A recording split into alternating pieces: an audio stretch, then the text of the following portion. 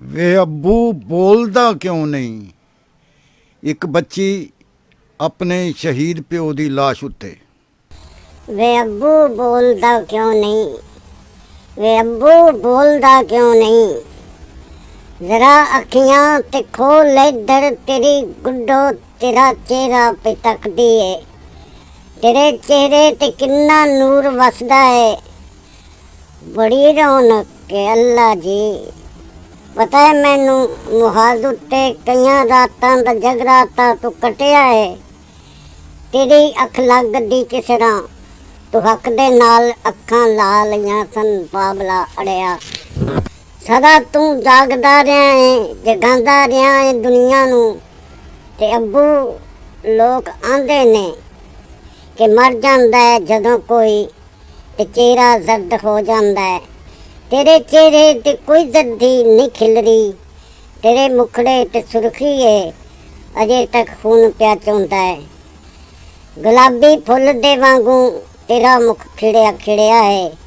ਪਤਾ ਹੈ ਮੈਨੂੰ, ਪਿਆਲਾ ਪੀ ਲਿਆ ਏ ਤੂੰ ਸ਼ਹਾਦਤ ਦਾ। ਵੇ ਅੱਬੂ ਬੋਲਦਾ ਕਿਉਂ ਨਹੀਂ? ਤੇ ਲੋਕੀ ਆਖਦੇ ਨੇ ਬਾਲੜੀਆਂ ਮੈਂ, ਨਾ ਆਵਣ ਦੇਣਾ ਇਹਨੂੰ ਲਾਸ਼ ਦੇ ਨੇੜੇ। ਇਹ ਰੋਵੇਗੀ ਤੇ ਡੁੱਬ ਜਾਵੇਗਾ ਦਿਲ ਇਹਦਾ। ਅਯਾਨੀ ਏ, ਡਰੇਗੀ ਸੁਪਨੇ ਵਿੱਚ ਰਾਤੀ, ਕਿਤੇ ਦੰਦਨ ਨਾ ਪੈ ਜਾਵੇ।